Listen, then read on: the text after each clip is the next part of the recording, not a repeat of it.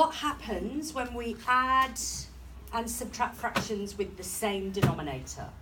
This is a skill that you need to know how to do before we move on to looking at fractions with different denominators, because this basically is the second part of that. Okay, and then we're going to learn the harder part, the first part, later in the week. So, if you've got something like this, you've got 3/4 add 7/4. Now, we know, don't we, that we're dealing with the same sort of thing. We're dealing with quarters, okay?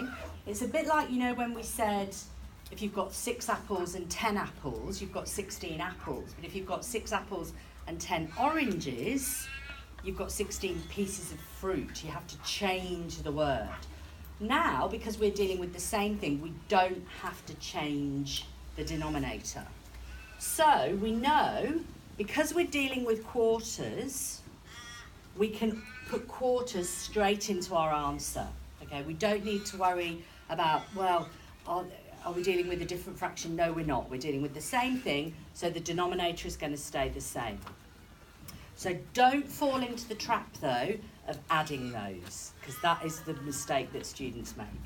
So now we've got 3/4 and 7/4. So how many quarters altogether do we have? 10. That's right, we have 10 quarters. So we did not add the denominators because we didn't need to change it. Didn't need to change them. But we did add the numerators because we're dealing with the same thing. Okay, so you can only add the numerators when you're dealing with the same thing. Now, please note that I've put the equal sign underneath the equal sign there. Why do I do that? Why don't I put it there? Hannah?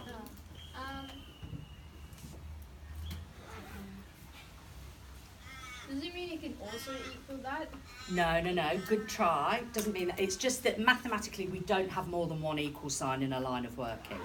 Okay? Yeah. Mr. Bailey, who was my head of department here, who's Adam's granddad, was really strict about this. We had to set it all out like this. So you never have more than one equal sign in a line of working. You can only have one.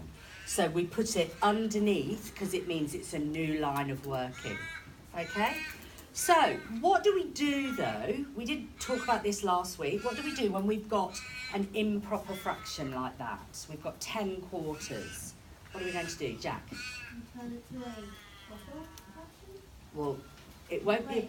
What's it called? The second bit will be a proper fraction, but what's it called altogether?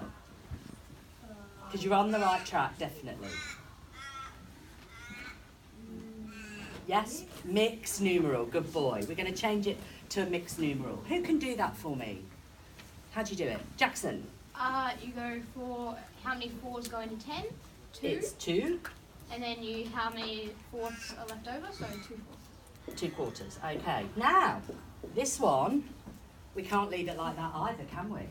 So we've changed it into a mixed numeral, but it's not yet in its simplest form. So what do I need to do? Hayden? 2 1/2. Yes, 2 1/2. That's right. So we simplify the 2/4 into a half. Okay, everyone with me so far? Excellent. Okay.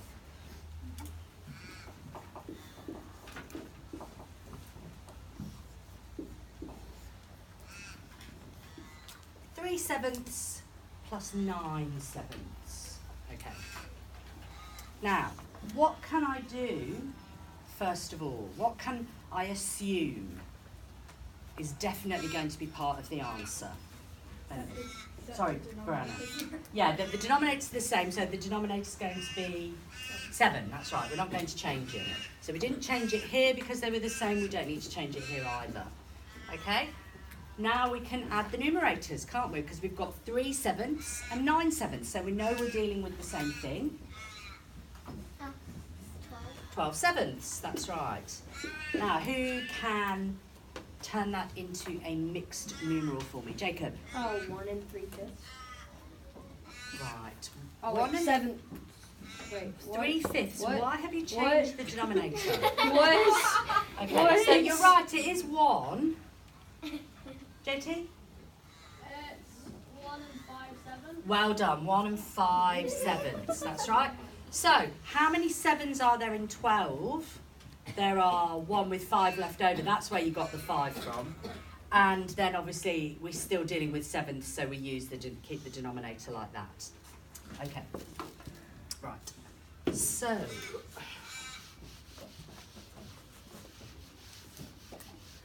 let's just do one more that's like an improper one. We'll have 3/5. You gave me that idea then, Jacob. 3/5. And 3/5. And 4/5. Okay. Now, does it make any difference if we've got an extra fraction to add in? No, it doesn't, does it? So, what do we need to look at, Tyler? Well, you gotta make sure that the denominator's the same, and then you gotta add the top. Perfect. You make sure that the denominators are the same. That's right, which they are. So we know that the denominators are going to stay as fifths. And then we add 3/5, 3/5, and 4/5. What does that come to? 10/5. Okay. What happens to that when we simplify it? It's just a whole number. Yeah, very good. And the answer is? 2. 2. So, some students are tempted to write that. 2 and no fifths, because there's nothing left over. But you don't need to do that, because it's a whole number. It's just 2. Okay? Right then, let's have a look at this one. 3 1/4 plus 10/4. Now, this one's a little bit more complicated. 3 1/4 add 10/4. Now, who can tell me why it's a bit more complicated? Hannah? Because there's a mixed numeral. Good girl. There's a mixed numeral here, and this one is a improper fraction. Well done, Adam. So, what are we going to do? In maths, normally when we have two things that aren't the same, but we need to deal with them, what do we normally do? So, say you've got, you know, a rectangle, and one side's measured in centimetres and one side's measured in millimetres, but you've got to find out the perimeter. What would you do? Divide them. You wouldn't actually divide it to find the perimeter, you would add them, but what would you do to the two different types of measurements? You would change them into the Very same good, type of change them into the same thing. So, we can either change that one into an improper fraction and then add them, or we can change that one into a mixed numeral and add them. Either way will work, okay? So, let's change that one into an improper fraction first. So what's that one, and we'll do it both ways just to prove it works. What's 3 1/4 as an improper fraction? 13/4. Well done, 13/4. 13/4 plus 10/4. We know we're dealing with the same thing. What does it come to, Kate? 23/4. 23/4, well done. And as a mixed number, it's 5 3/4. Well done, 5 3/4. Okay? So that's an easy way of doing it. You could have made that, let's do it the other way here, and just to prove that it works. We've got 3/4 add 10/4, and if we change that one, 3/4, and we change that to a mixed numeral, which is 2 1/2, well no, we'll do 2 2/4, because we'll get in a pickle otherwise. And then if we add them, it's 5, and then the 3/4 is 5 3/4. So you get the same answer whichever way you do it. It's just whether you find it easier to change one of those to one of those, or one of those to one of those. You can do it either way. Okay. Right, could you stop there then for me, please?